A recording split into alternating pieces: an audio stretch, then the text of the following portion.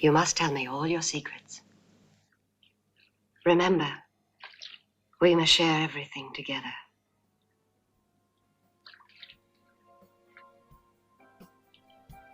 Everything.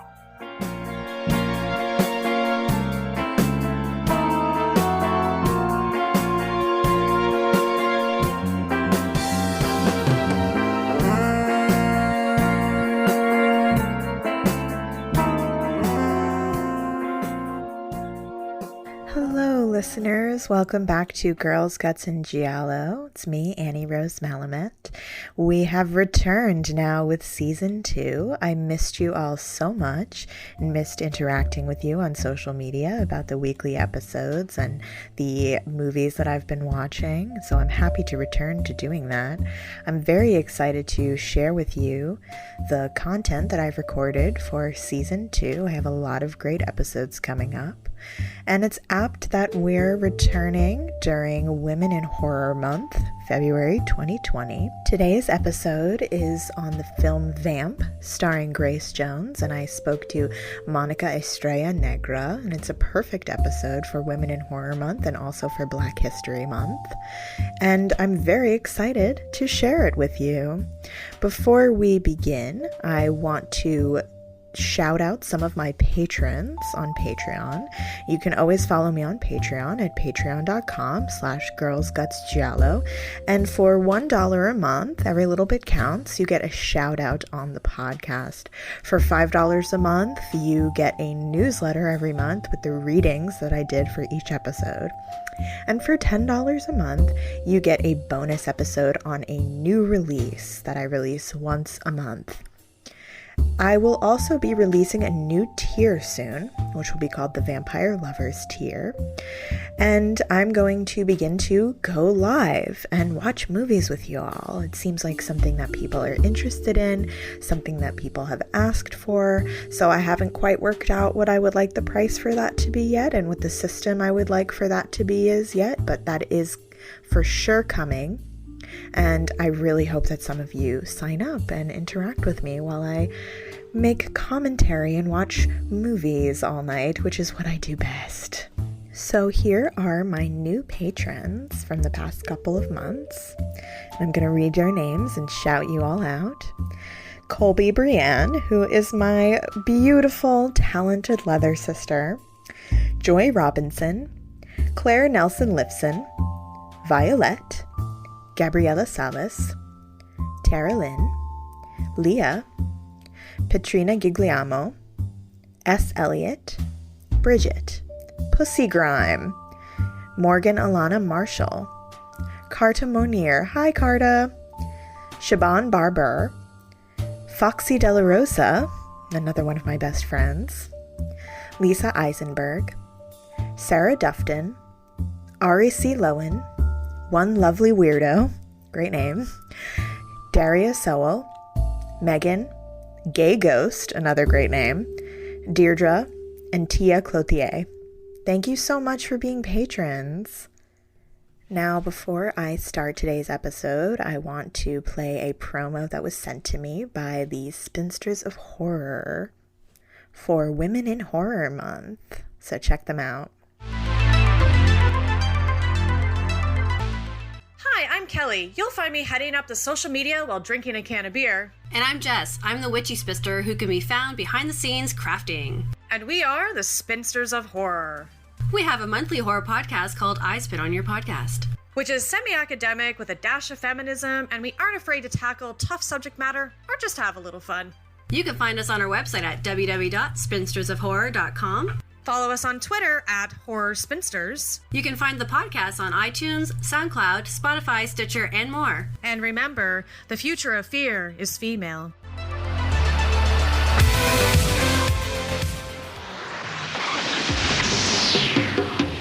Hey, where are we going? Doesn't matter. What counts is that you're my buddy. My day didn't start off too well.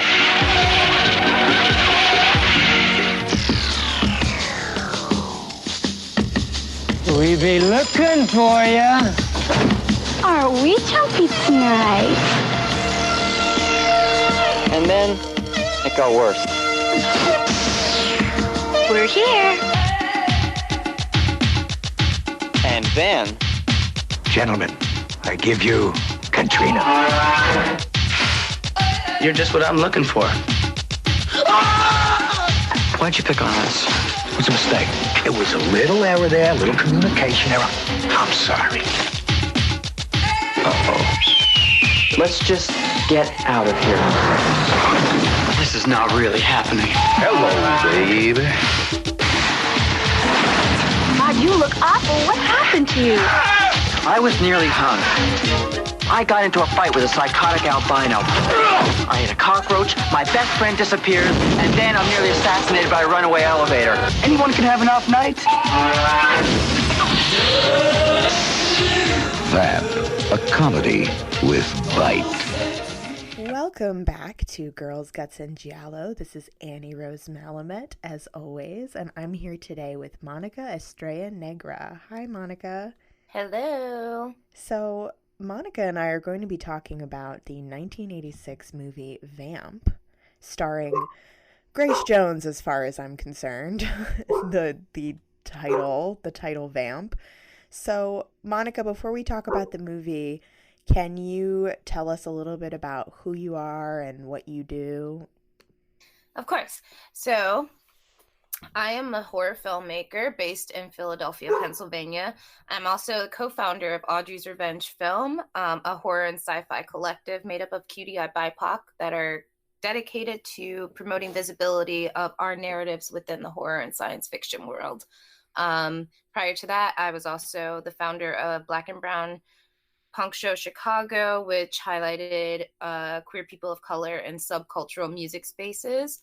And currently right now, I am working on my fourth film as part of my Vengeance anthology titled Bitten a Tragedy, and am freelance writing for multiple publications. Amazing. And Monika's films are incredible. Monika, you know, I'm a huge fan of your work, so I really encourage everyone to check you out after the podcast if they haven't already. I'll be plugging your stuff when I'm plugging the episode, so definitely go do that.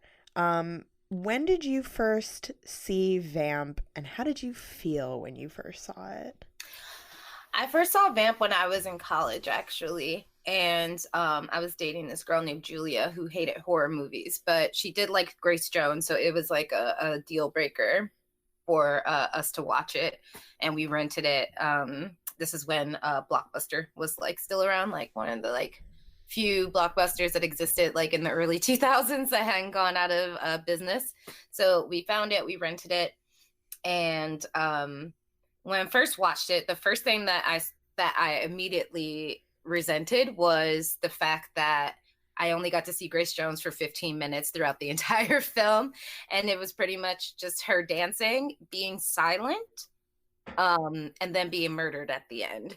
So I was just a little bit underwhelmed by the film in general. I also was just like particularly annoyed by the dialogue in the film because it felt really schlocky and it felt like it was like very rushed, which is, you know, the most we can say for most 80s horror, because it was such a huge cash like franchise at the time. You had like a lot of like amazingly trashy films coming out that didn't really work too hard on the dialogue or the meaning, but just wanted to get as many cheap thrills as possible in order to like make money. So, but I figured that since Grace Jones was in it, that it would be a bit more like high profile, and like considering like the budget and like, you know, everything that was behind it, that it would have been like something of cultural significance, especially because like, you know, Black women like heading like a horror film at that time. I mean, like now it seems like a possibility, even though people still have to fight teeth and nail to see that. But in the 80s, like I feel like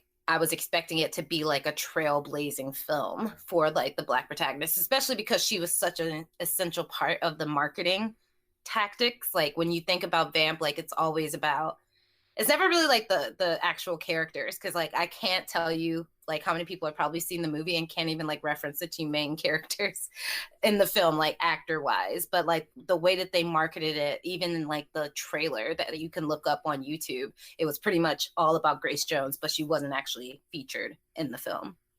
So Right. I mean, she it was carries just the like entire a lost film. opportunity for that. So I just felt like very underwhelmed, but then I also wasn't like surprised because I'm just a pessimist.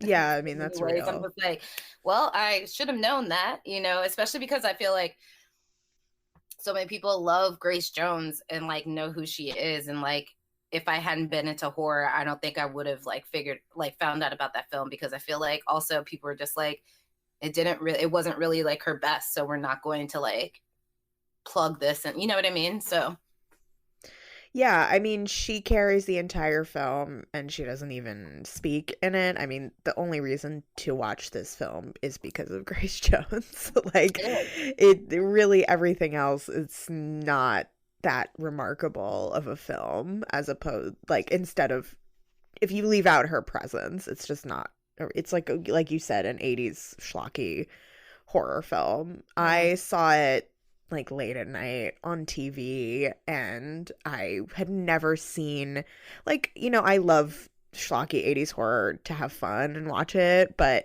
I, you know, like going into it, I was like, okay, this is another like stupid vampire movie. And then when we get to her dance scene, I was like, there is something different going on here with this movie, and it just always kind of stuck with me. So it's from 1986, directed by Richard Wenk, written by Donald P. Borchers and Richard Wenk. Both haven't really done anything else of much of note. When I looked into their filmographies, just like kind of other crappy 80s movies. Obviously starring Grace Jones. The two main guys are Chris Makepeace and Robert Russler.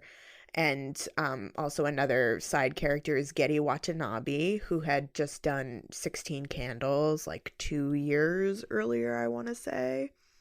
And talk about like racist like typecasting tropes. Absolutely, yeah. And we can definitely talk about that when we talk about his character. It's like a classic 80s horror. It's an underrated film. And it's really carried by Grace Jones, like we said. Tina Turner was considered for the role of Katrina. I don't know who else was considered, but that was the main person that I saw who was also considered for the role. The song that Grace Jones dances to during her stripping scene was sung by her, but it was never commercially released, and it's not included on the movie's soundtrack album. Oh man, so many questions about that. Like, right. Why? And she released a reworked version titled Seduction Surrender on her 1989 album Bulletproof Heart.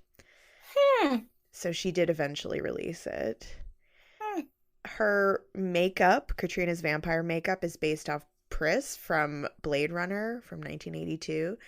And it was designed by Keith Haring on a photo shoot that Grace Jones did with Andy Warhol and Robert Mapplethorpe, where Haring painted her body in his distinctive style.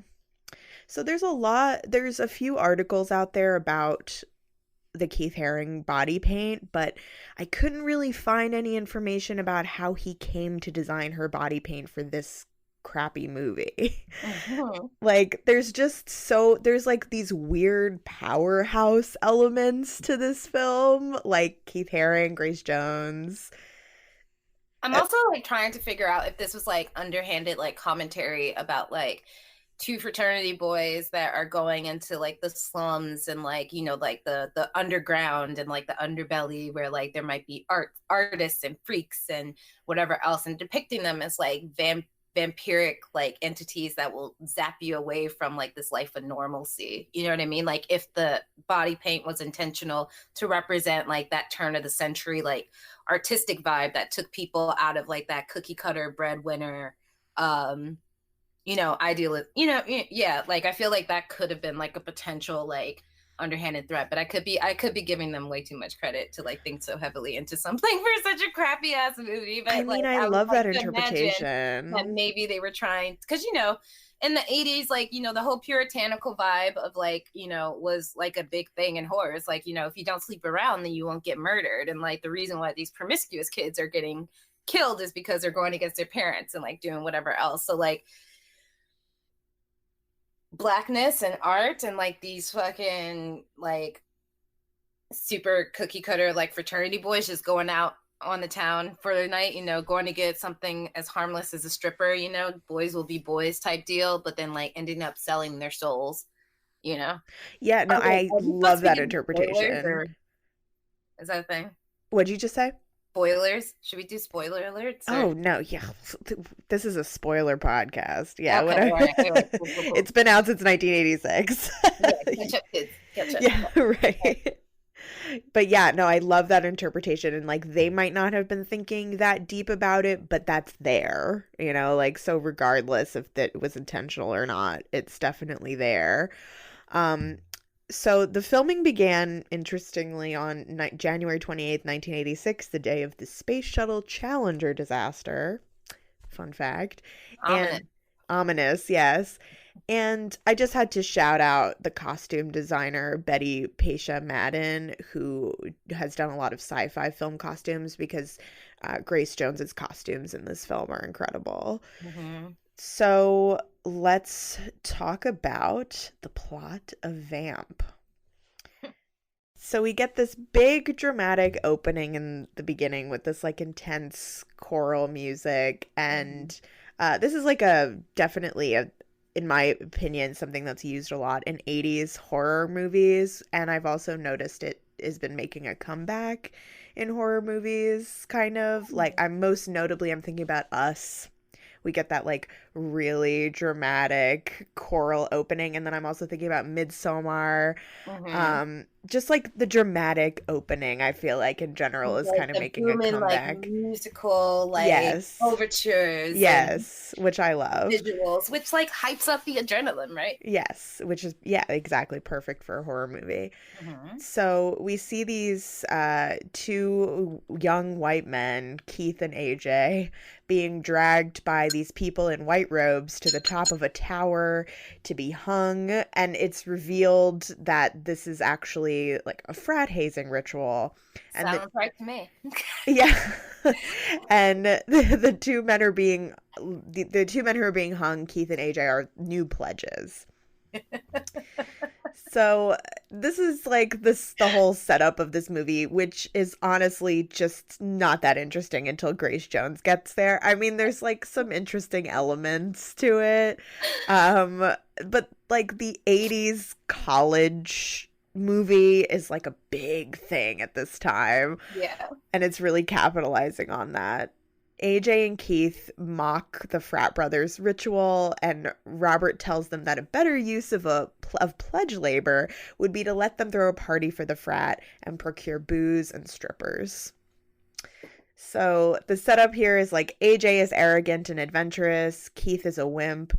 It's kind of a weird setup because AJ gets set up to be the main character, but it's really Keith who is the main character. It's very disjointed.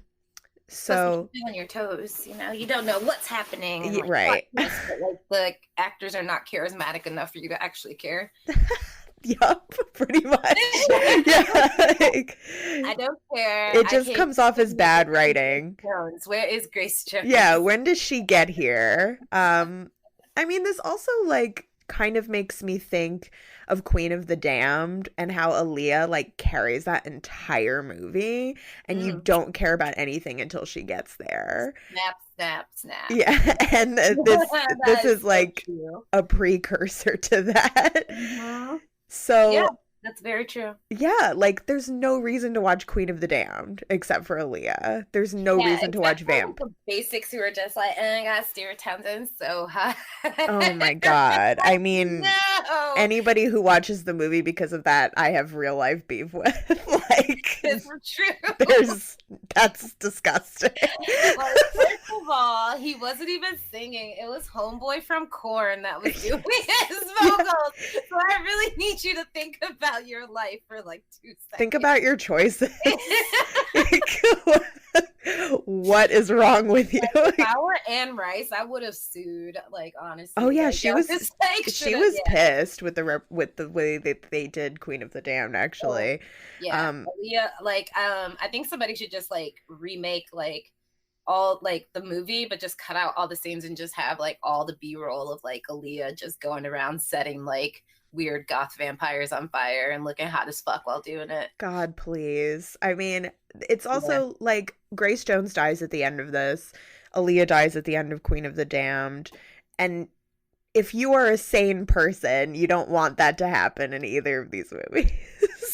Like, very true. It's anyway. So now AJ and Keith meet Duncan, who's like a rich, nerdy type played by Getty Watanabe, who owns a car that they want to borrow. And this is when I started to get the sense on my rewatch that these boys are like really wealthy. They go to an elite college. Duncan is a socially awkward nerd who uses his money to buy friends. So he agrees to lend his car to AJ and Keith on the condition that he can join them. So that's where we get the setup of this like buddy comedy that's about to happen. Yeah, like what real friends do. Right. I just like fucking hate AJ and Keith. Like, they're just the worst characters. Like, there's literally nothing redeemable about them. Yeah. And I mean, also, like, Getty Watanabe's representation is fucked. Like, I mean, because, like, Getty Watanabe pretty much made, like, a good majority of his career in the 80s. And I don't think this was, like, his actual choice, but this was just, like, the only roles that were available for, like, coming up, like, Asian American, like, actors. Or just like, you know, like the typical like nerdy like Asian kid, you know, who's like socially awkward, not assimilated into westernized ideals, and was always like the butt of like a lot of like the white jocks like jokes, you know what I mean? Like 16 Candles, like Oof. Like I know a lot of people. I'm going off on a tangent here. I know a lot of people go for it. Empathize the fuck out of that movie, but like that movie is fucked up. It's like making light of rape. It's making light of drugging people. It's making light of sexual harassment, racism, and not even just like racism against Asians. Like there's also like, you know, the mention of like having sex with a black guy and being disgusted. Like there's so many things. So like it's just like problematic on so many levels, and it makes me really sad that like even in like this low budget ass like movie he had to like resort to taking like this role of like sucking up to like these two like chads basically. Yeah, absolutely. They're 100% chads. Yeah, and I mean it's important to say that about 16 Candles because like the American collective consciousness remembers that movie as like this fun romp, but it's so fucked. For who? Right, exactly. Like for chads, basically. For chads. Yeah. So while flipping through a porn magazine in the car on their way to the big city, the boys see an ad for the After Dark Club with a gorgeous promo photo of Grace Jones as the ad, and they decide to try to hire a stripper from this club. So in the city, AJ almost hits a bus, their car spins out, and when they finally stop, they're in this, like, abandoned, rundown neighborhood, which is so weird. I'm like, is this supposed to be supernatural or something? Like, they spin out into this, like... When you're in the inner city, I don't know if you knew this, but especially the poor black and brown areas, you go through, like, this weird, mysterious, like, experience, and you transfer over... Right, you step through the veil. Yeah. Like, that's basically what it's implying, is like they've stepped through the veil into this other world that they're not ready to deal with. They're in this diner, and they're waiting for the After Dark Club to open. And as they're discussing how the club doesn't open until dark, the counter guy at the diner starts frantically dressing up as a priest and putting on this huge cross around his neck. Wonder why? And he tries to close the restaurant, but this group of, like, hooligans stroll in, led by a man who has albinism. The actor didn't actually have albinism. He bleached his hair. And this is, like, a whole other thing we can talk about is, like, just the exploitation of people with visual difference. I had no idea that he wasn't actually albino. Yeah. Wow. So I mean, horror movies do this a lot. They even do this today. And this was like one of my huge problems with Midsommar, actually, was like using someone with a facial deformity to invoke like horror and dread and doom. And that is definitely what's going on with this character in this film. Same with Hereditary. Yes. And mostly like American Horror Story. Yes, it's a huge thing. Yeah. It's a very common trope, and it's like something that writers with disabilities and facial deformities have been talking about forever, but people still keep doing in their movies, and I really wish they would stop. Yeah. But he's also accompanied by 3 Black women, which is also notable in this movie. It's never really explored, but it's Grace Jones's sisters. Yeah, like, but they're not vampires. Like, I guess it's like, I don't know. Would take us back to the first point about like, you know, what the actual vampire like stands as in the actual film. You know what I mean? Yeah. I don't know. Especially because like if a person's like albino, you know, like that can also be like perceived whiteness, but like not, I don't know, but like also the actor wasn't even albino, so that also makes it 10 times weirder. I don't know. That's so wow. Well, what I mean, the way I interpret it is like they're trying to create this like heavily contrasted, like, you know, like, God, how do I even word this? I just feel like it's the concept of freakery and like showing you something that you don't see every day to indicate that like, oh, we're in another realm now. Like it's just something that I see films doing a lot. So the leader of this gang his name is Snow, very clever because he has albinism, and he approaches Keith menacingly and says that he thinks one of the women that he's with, named Maven, should cut off his balls, because Keith is like making flirty eyes at her, and then she smiles and she has crooked teeth, and he reacts like disgusted. He reacts like to her like he's disgusted and turns away in horror. So then they menace him, and Maven takes out a knife and like menaces Keith with it. And I have a note here that just says, "Yeah, kill him." Like, I hate Keith. Like, I might hate Keith more than AJ. And yeah, it's just such a weird scene. Like it's like trying to put you in this mindset that these boys are like out of their element completely. Right. So AJ interrupts and like tries to arrogantly reason with Snow. AJ pours coffee on Maven and disarms the group, and he overpowers Snow, and my note here says boo. And like you're just rooting for everyone else, basically. Small note, because I remembered something, but and I don't know if this is related. I don't know if like the directors, and this is kind of going back to the character of Snow, but in some West African cultures there are specific vampiric folklores that are tied to people that are born as albino. So I think that could be like a potential reference, but like I said, I'm not leaving that depth of knowledge to that. I think that what you said about like the shock value and like showing that there is something happening, you know, like I think that's probably more along the lines, but you know, regardless, still in maybe albeit unintentional, interesting coincidence. So finally the boys get to the After Dark Club, and the bouncer Vic, he's played by character actor Sandy Barron, and he's got like a raspy and mean voice as always. He's another one of the good parts of this movie. And it seems to be like a slow night at the strip club. The boys hunker down to take in the scenery. I also wanted to discuss just like strip club scenes in movies in general. Yeah, I mean, it's always like the best part of the movie and whenever there's a strip club scene. Yeah. I mean, like, and clearly I mean, you really have to like.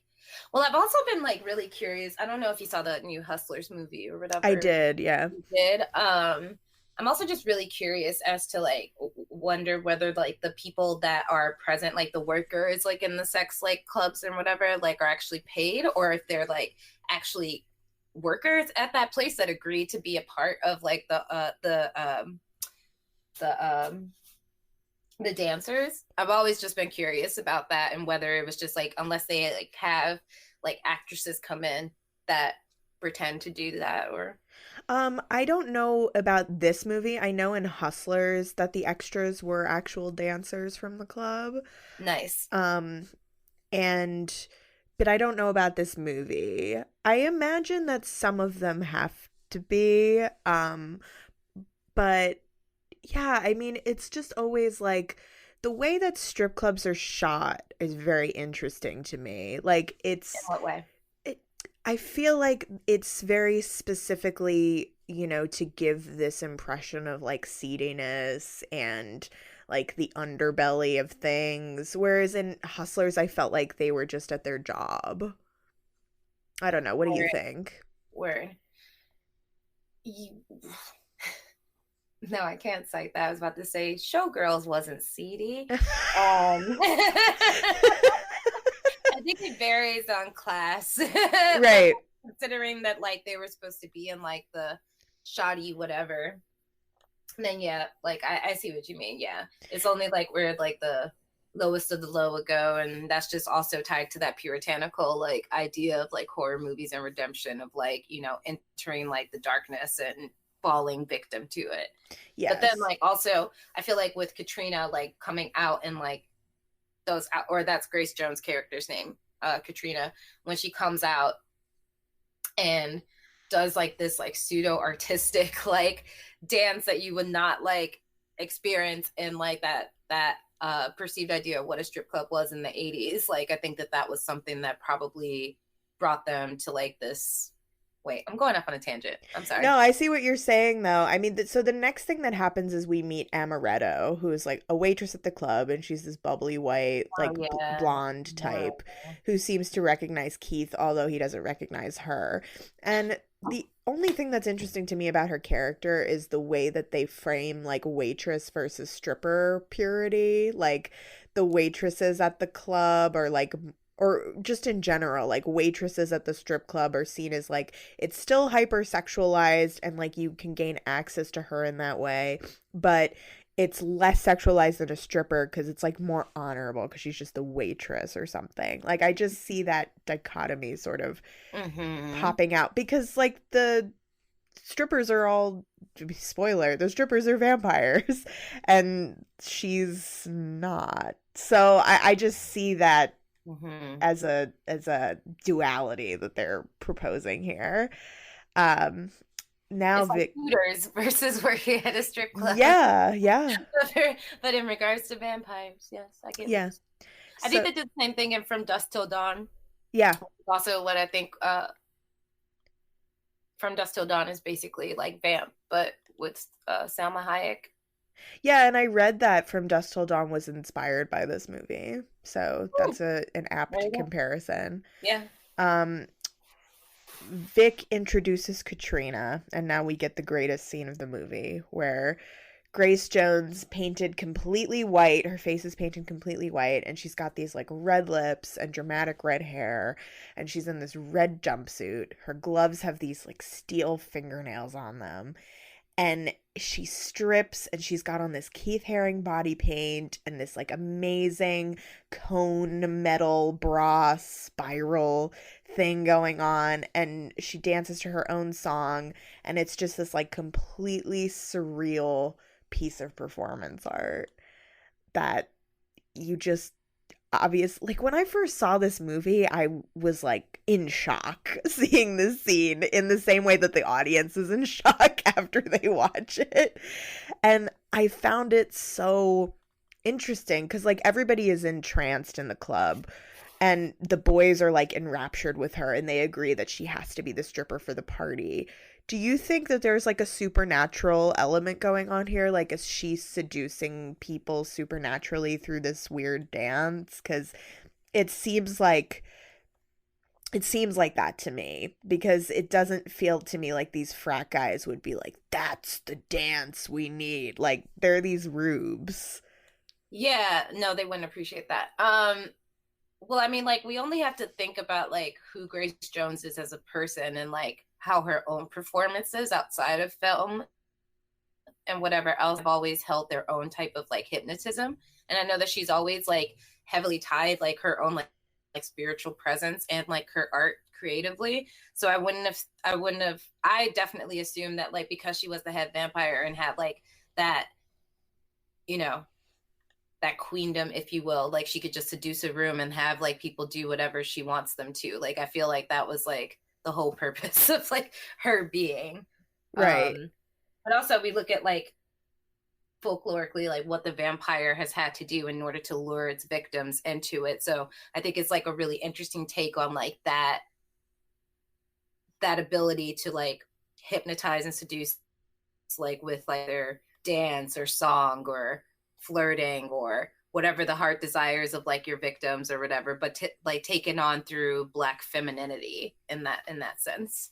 Yeah, because the dance, like if I'm thinking of From Dusk Till Dawn, like Salma Hayek's dance is hypnotic and supernatural, but it's very much filtered through like a typical male gaze of like what would be sexy, whereas this dance is like not that at all. Exactly. Like it's completely Grace Jones like embodying this persona like for herself, doing what she wants.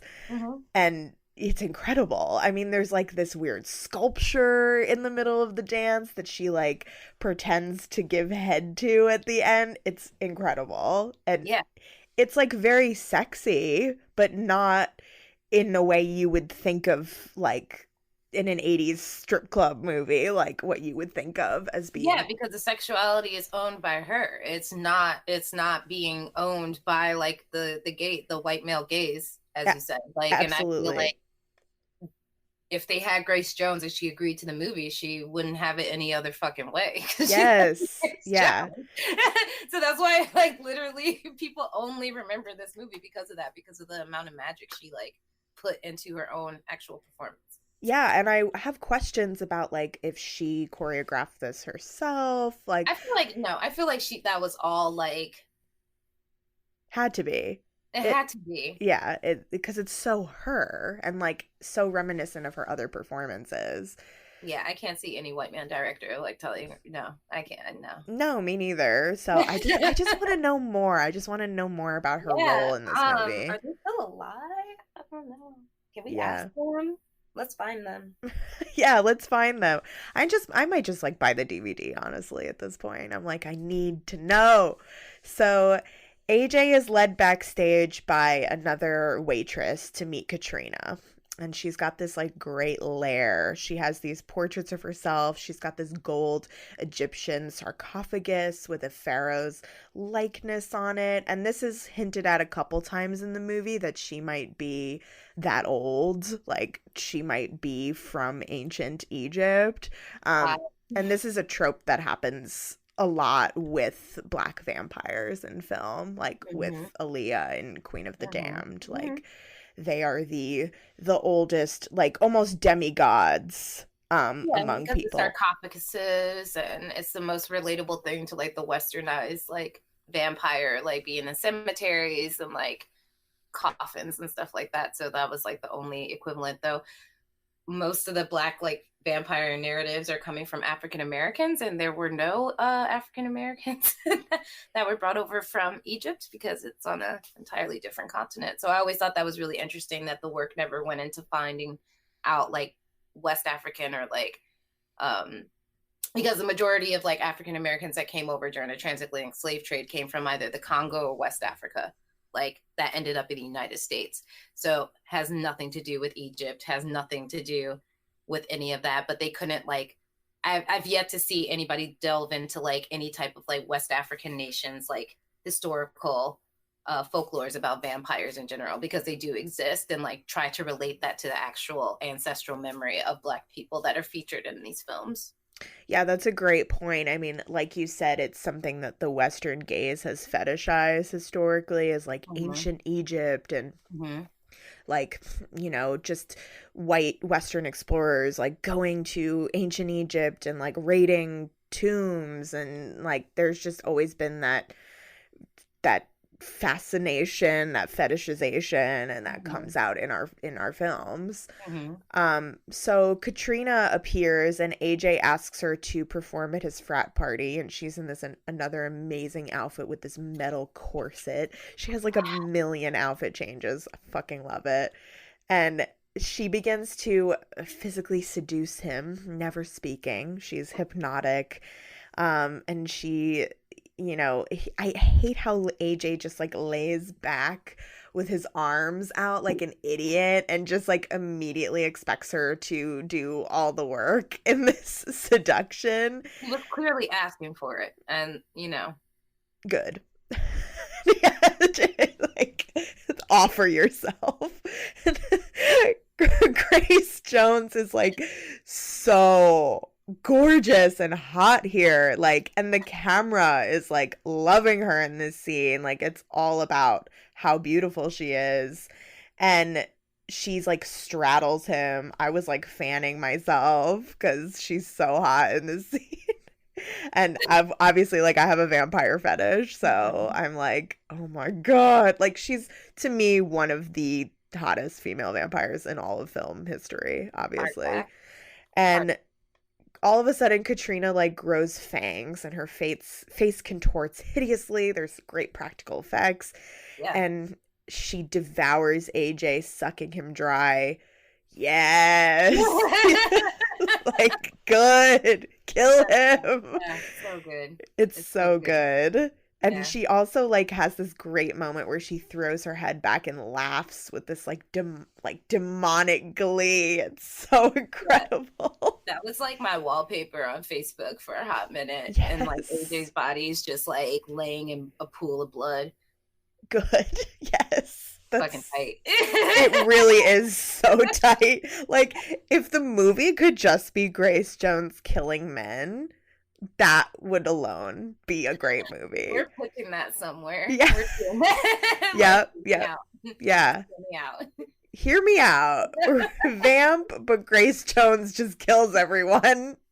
The end. Like, that's it. Lots of really cool outfits and just is Grace Jones. Oh, I could watch that for hours. Yeah. Just have it on loop. Yeah, exactly. Back out in the club, the boys wait for AJ. Vic is like eating bugs, like he's some kind of Renfield archetype. And this is when we start to realize that the entire club is full of vampires, but Keith and Duncan don't know it yet. I mean, like, what is better than vampire strippers? I mean, come on. Like, that's... But also, I just want to know, like, what is it about, like, new age vampires just always chilling in the club? Like, that's, like, two things that gays and vampires have in common, I feel.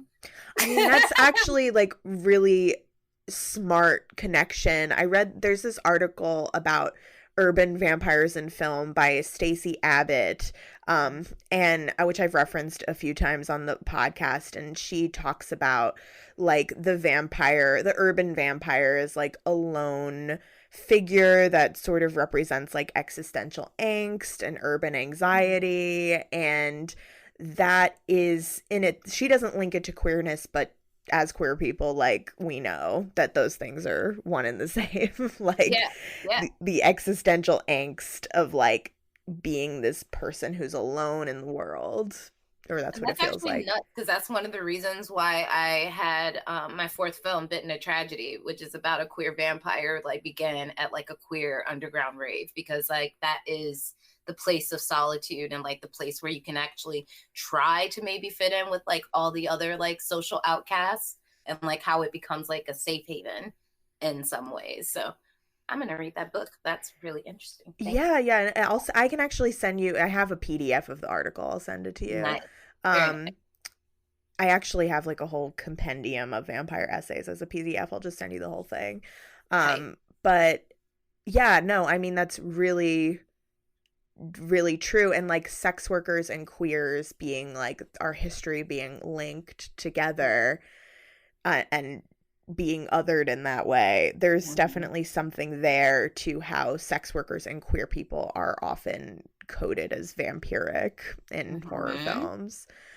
So Keith asks the waitress who took AJ backstage where he is, but she says she doesn't know what he's talking about. She's like gaslighting him.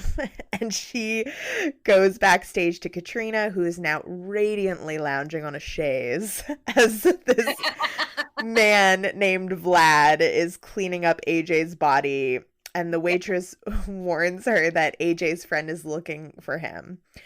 Amaretto, who's intent on getting Keith to remember her. I like hate this side. I like don't care. I have something to say about. Okay. Yeah. Yes. Especially when she remembers where she remembers him from. Yes. I'm just like, this is okay. Anyway. Oh, yeah. I mean, I'm just like, really? Right. Y'all couldn't have thought of something. All right. Yeah, it's dumb. Yeah. Their whole like thing is dumb. But anyway, continue. And she brings him backstage, and then the other waitress says, oh, she does remember AJ, but he must have left. We also got to mention Cimarron, who is played by Lisa Lyon, who was a professional female bodybuilder in the 80s. And she's the stripper who dances with the whip. Amazing. Yeah. This is kind of, it's like weird. It's a strip club where like women's bodies who aren't typically held up as like the most beautiful in a strip club are like this very muscular woman and like this weirdo performance artist. Like, this is actually the coolest strip club ever. Right. Like, I would go to that strip club. Right. Like, can we go? Like, what a great, you can eat me, it's fine. Right. Outside in the alley, Keith sees Vlad like wheeling out what looks to be like a body. There's all this green and purple lighting, which is very like giallo-esque. And Keith walks, this is so weird. He like walks away from the club. I'm like, so you're just gonna leave Duncan there? Fine. And Amaretto, about Duncan. Yeah, he doesn't give a fuck about him. Amaretto follows him, like chatting him up. Back at the club, Katrina lounges again in another look. Her fourth costume change. And Vic berates that waitress for bringing her a victim that had friends with him. And Katrina pulls out the waitress's heart from her chest and laughs. It's really great. I mean, and she expects perfection. Shit. Like, I mean, you can't just be out here, you know? You gotta cover tracks. You can't. I mean, literally, we're trying to eat, you know? Like, I feel you. Like, I feel you, Katrina. Security culture, all right? Like, yeah. Like, sometimes you just gotta make these tough decisions. You have to rip a bitch's heart. I mean, when the queen tells you perfection, she means it. You can't expose the coven. So Keith and Amaretto go to this like hotel that she's living at, which is like creepy and run down. I don't care. They lose each other, whatever. Someone tries to kill Keith. I really don't care. Let's go back to Grace Jones. Right. So we see Vic and Vlad, the mobster dude, back in the office, and Vlad is like stroking this drawing of Katrina dressed in royal ancient Egyptian crown, and Vic admonishes him, saying he doesn't have a chance with her anymore. And so I guess they were lovers at one point, and Vlad like, hisses at him, and it's pretty funny. Anything with the vampires is good. Like, these guys are funny together, even though Grace Jones isn't in the scene. And Keith and Amaretto find each other. They argue again. Keith walks away, and he runs into Snow and some more of his friends, all of whom have albinism. And they chase him into a sewer and, like, close the lid over him. And through the sewer grates, Keith sees this little girl vampire kill one of Snow's henchmen. And he also runs into an old guy eating a rat. Yeah, I didn't get that. That was just like, I was like, is this... Is this the same movie? I have no idea. At this point, I was like, this is just bad writing. Like, it doesn't make any sense. To, like, fill in like that, you know, like it was like, hey, we got like this B-roll of like some weird guy eating a rat. Because, you know, can we incorporate that? You're in the city sewer. Of course, you're gonna see people eating rats. That's what happens. I guess it's just they're just supposed to be in this like other realm. Where fucked up things are happening. Yeah. Whatever. Keith escapes the sewer. He finds AJ's body and the body of the waitress that Katrina killed. A garbage truck tries to run him over. The garbage man is also a vampire. And Vic assures Katrina that he's going to take care of everything. And she's in another amazing outfit. And he feeds from her wrist like a baby. She's mother. Like, she is the mother of this entire operation. Yes. I love it. Queen Bee, yeah. Like, vampire as mother. Like, as the origin of life. Like, as Lilith almost. Like, the alternative to Eve. Duncan is still at the club. Keith is in this gross bathroom when all of a sudden AJ appears, scaring the shit out of him, and he says it was all a joke and that he's fine. And Vic brings the boys backstage because the cops are there to talk to him. This is an interesting scene with the cops. They admonish the boys for wasting his time. And he says, "This is not a nice neighborhood and I don't like coming to it." Like, too bad? Like, they really captured how disgusting cops are in this scene. I was like, yeah, that's a cop. Yeah. Like, accurate. Actually, yeah. Yeah. Like, it's strange. Yeah, it's strangely accurate. AJ is acting strange, like sucking Cimarron's fingers. And Katrina, again, I just always have to note her outfit changes because, like, there's so many of them. She's in, like, another outfit, like, with this amazing headdress. And Keith wants to leave, but AJ obviously doesn't because he's undead now. And Cimarron changes into a vampire and tries to eat Keith, and he kills her with a high heel through the heart. What do you make of that symbolism there? Oh, because I mean, like, she was ultra, like, muscular and, like, exuding, like, masculinity. So, like, of course, death by femininity. That's fascinating. It was, like, not so subtle. Right. And I also felt like it was using, like, a tool that she uses as a sex worker to disarm and kill her. Like, using how she lives to kill her. Like, I just found that really loaded. That's really interesting. Yeah. Yeah, like, so much going on with that death. AJ says he can't let Keith leave, and he vamps out, and it's kind of a gay moment where he's like, "I love you, Keith, but all I can see right now is food, and I'm starving." That's gay. Pretty good. Yeah, that's really homoerotic. I mean, I feel like I heard that somewhere. Yeah. I mean, I'm gonna use that line. Like, that's hot. Like, I love you, but all I can see right now is food and I'm starving. Like, okay. It's very Fright Night, which is also very queer coded. Yeah. Very, like, American Werewolf in London with buddy banter and all that. AJ implores Keith to kill him with a wooden stake, but he can't bring himself to do it. So AJ stakes himself, and he, like, tosses Keith the car keys and tells him to get away. Aw, I know. Love sacrificed himself. I know, but it, like, kind of irked me because I was like, okay, but in life, AJ was a dick. Like, and now all of a sudden he's, like, a nice, like, he's, like, this friend. It just... redemption before he, like, gives up his life. That's a good point. Yeah, I was thinking of it as bad writing, but or whatever. But I think you're right. It is more of like a redemption thing. Yeah. Amaretto walks in. Keith, right? Keith bursts into the club and shouts to the patrons that everyone is a vampire, and one guy says that doesn't make them bad people. And me, this is like. This guy is like, I don't care. Bad people. Yeah. Like, that guy is like a regular. Like, he's like the one chill dude that, like, you know, they were just like, yeah, I mean, he's cool, you know? Yeah, he knows. He doesn't care. He's like, I'm here to see Katrina every night. Like, I don't care. I hope that was improv, that extra. It's so good.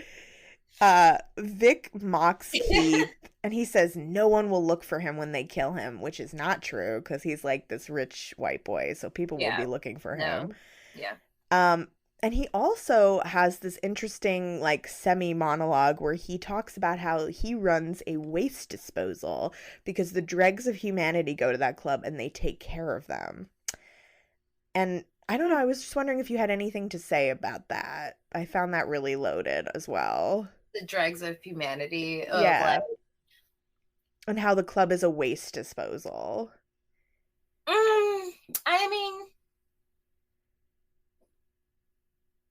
it could definitely go along like those like ultra rigid conservative like views that were happening in the 80s at the time about like people that like gave into drinking or smoking, or let's not forget the Reagan administration and like all of the denial they had around like the AIDS crisis and like stuff like that, and like how they pretty much just kind of figured that like the gay community or the poor or impoverished would pretty much just like take care of themselves by like having promiscuous sex and like catching the virus or like drinking themselves to death or like doing whatever else, and like cohabitating in like these other worlds that are definitely off limits to like keep like characters like Keith and AJ who are like at this prestigious university and like are wealthy and whatever else, you know what I mean? So it's just like by them coming down there in order to like survey the type of depravity that like they consider to be taboo, like they were pretty much like aligning themselves with like the rest of like humanity that like participate in like these types of cultures. So it could have gone like in that type of like social commentary, I feel. Yeah, no, that's a great point. I mean, if it's not intentional social commentary, it's adopting the attitude of the era, like that, like you said, like people are going to take care of themselves. It's like they're asking for it by going to a place like this. Like, yeah, and that was like a very serious thing. Like when one of the main reasons why the Reagans like why the AIDS crisis got so bad is because like people just figured that like the only people that would be affected by it would be like queers and like trans people, you know what I mean, that were many like, of whom are sex workers. Exactly. And like if you go there, then you're going to participate in like this lifestyle that will, you know, destroy you in this way, and is so far removed from like the homogeneous like nuclear family that the 80s perpetrated like through numerous films like 16 Candles, right? Even though it's just as toxic and just as disgusting, you know, in that retrospect, but because it's like the marginalized community and like Black people and like the myriad of like oppressions that like plague these communities, like if you align yourself with that, then only expect to like, you know, destroy yourself basically. Absolutely. Yeah. Totally. Mm-hmm. So Amaretto, Keith says, can he have a last drink like they do in Vegas? Because Vic like fetishizes Vegas.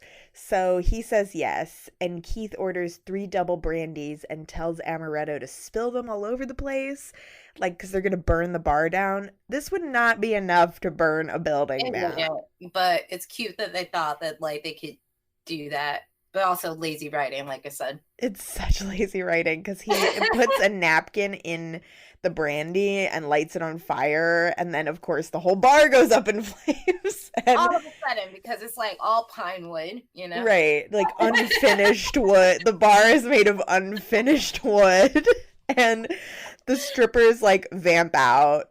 I love the vampire strippers.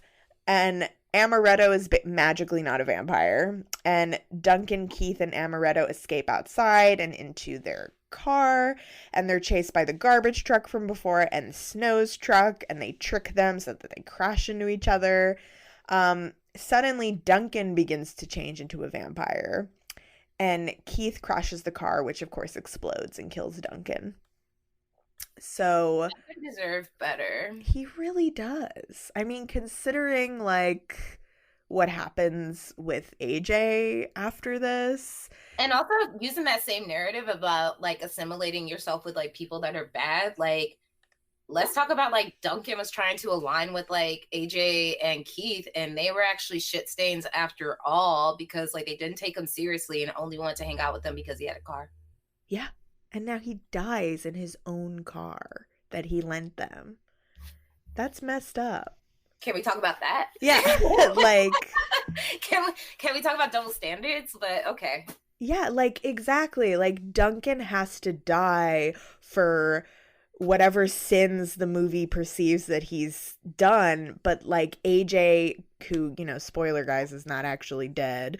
AJ and Keith get to live on, and so does Amaretto. The 3 white characters live.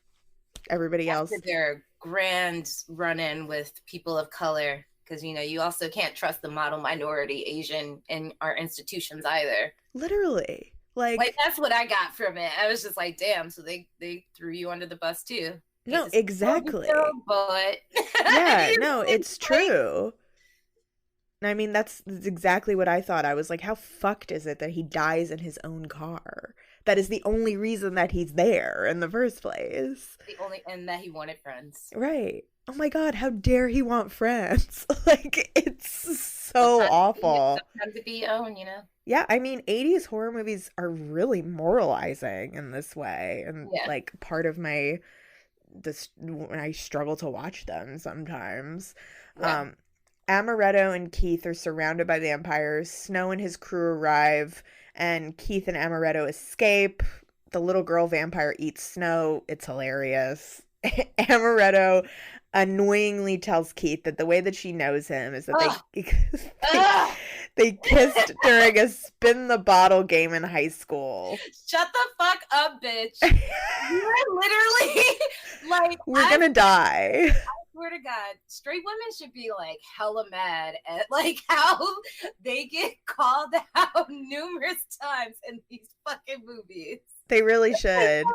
Oh, now I remember you. I spent the whole night, like, after I just realized that I've been working at a vampire bar. I had no idea. But, like, also, I remember you from high school because she moved down to the city and now she's just, like, a poor waitress, like, being used for her pure white femininity or whatever. And now she, like, sees this boy from, like, a time where things are so pure and so sweet. And, like, they actually are true loves because they played Spin the Fucking Bottle.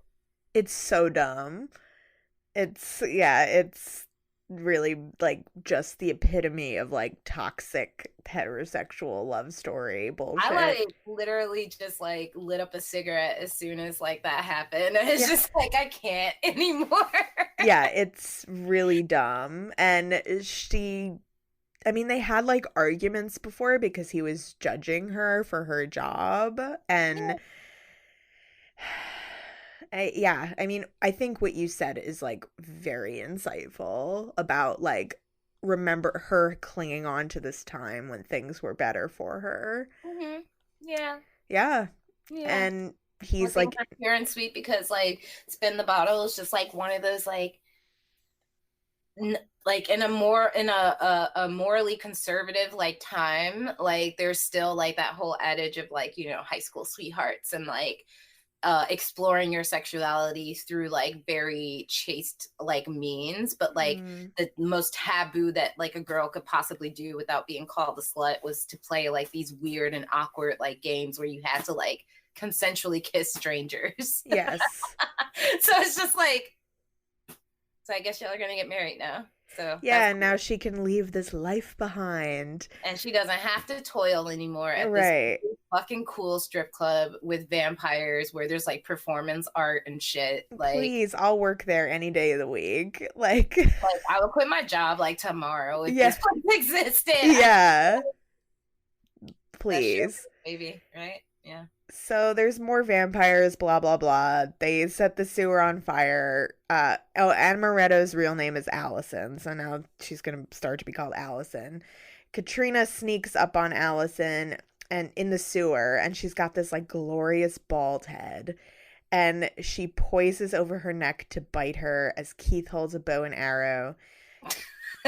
Where I forget where he got it from. Where did he get that from? Right. Did he find that in the sewer? Because we also just have like whole ass bow and arrows, like just chilling. Where did that come from? It was the guys who was eating the rats. That's how he hunts the rats. Yeah, I guess so.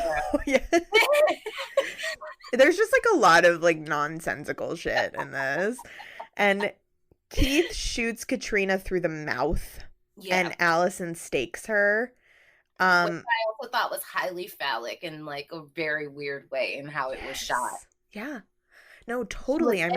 She was impaled like both through the mouth and through like the chest. Like, you know what I mean? Like it was just, I don't know.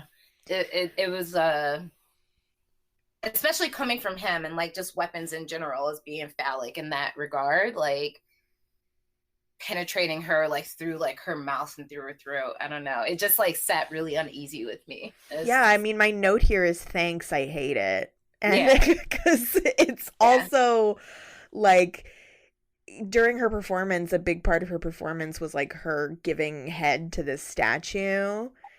And then like she gets this basically dick symbol through her mouth. Yeah. And also she doesn't speak. Yeah. So there's a lot of focus on Grace Jones's mouth, and also because she's a vampire, like that's how she eats. Mm-hmm. So I mean, we all eat through our mouth, but like there's hyper focus on the mouth as like a vehicle for all of these things that are going on with her character. Mm-hmm. So Katrina won't be killed so easily. She pulls the stake out of her chest and mouth. She comes for Keith, but he pushes open this manhole and the sunlight shines in, killing Katrina. But this part's really hilarious. Katrina's bones are still moving, and her bony fingers flip them off. So good. It's very good. Yeah, last laugh. Like literally, that's how I wish to go out. I don't know. Yeah, just flipping off people with my corpse. Like, please, somebody out there, when I die, please move my fingers so that I'm flipping off everyone. Yeah. Yeah. Keith and Allison are about to escape, but Vlad grabs Allison and says that they killed Katrina, so they must die, because he's ride or die for her. But AJ is still alive, stakes him from behind. So Allison and Keith leave the sewer, and they kiss. It's very contrived. They had no chemistry. And AJ, now a friendly vampire, follows them underground through the sewer as a rainbow appears in the sky. Fuck off. I know. I know. Fuck all the way off. Like, horrible ending. The friendly fucking vampire, like, man. And what they mean, the white vampire. I mean, look at Casper. He was the friendly ghost. Yeah. Friendliness. I don't know. No, I mean, it's a good point, because also there is a correlation in this movie and in a lot of movies that take place in an urban environment between white people who are like down and out and work in seedy professions and like black and brown people. And they're like, there's a correlation between them that's made like symbolically, thematically. And because AJ and any other vampire in the film dies and is evil, any of the working class vampires in the film, but AJ gets to live because I call that the diamond in the rough theory. Right. Whenever it comes to like working class whites and stuff like that, if they're like living in like capitalist squalor, like people still inherently believe that they could possibly be successful, whereas that type of like expectation is never afforded to those that like also toil with them in that retrospect. Yeah, no, it's true. And in this movie, like, anyone who's working class dies, and the only people who are left are Amaretto, who's not working class. Like, she is co-opting that identity. Like, she's from the same background that Keith and AJ are, so she gets to live and be saved from this life of squalor. And AJ and Keith die, I mean, AJ and Keith live. Duncan dies, who is upper class, but he dies because he's a person of color. A person of color, yeah. So it's just, I just hate it so much. I hate the ending, and I hate, like, the symbol of the rainbow. The rainbow belongs to gays. Fuck off. So I mean, oh shit, but I could totally take a screen cap of that and troll, like, conservatives now. Yes. It's just, like, the most bummer ending. Like, the movie really needed to end with Katrina, like, just killing AJ and then just killing but we know that wasn't gonna happen. I know. So, do you have any final closing thoughts about Vamp that we didn't talk about? If anybody wants to remake this movie, please do, but also don't remake it to the teeth. Remake it in Grace Jones's image and Katrina's image, because I feel like they have the most compelling, like, storylines, and I feel like if that movie were made in today's, like, element, like, it would actually be a really badass film without, like, the polarizing, like, politics that were behind, like, Vamp at the time that it was actually created. You should remake it. Somebody should hire you to remake it. If I could work with Grace Jones, I would literally be okay to die after I do that, because I would just feel, like, saved. She's, like, still doing, like, badass shit. She like, really is. Like, that woman is, like, she's a deity. I don't know. Yeah, she's one of my heroes. Like, no questions asked. So, where can people find you on social media if you want them to? You can find me on Instagram at Audrey's Revenge Film, or you can find me on Twitter, which I'm trying to use more because I'm trying to limit my social media engagements. But you can find me at Negra Monika. And as always, you can find me Twitter, Instagram, Girls Guts Giallo. Find my Patreon at Girls Guts Giallo, patreon.com/Girls Guts Giallo. And until next time, I'll see you next week. Thank you, Monika. Thank you.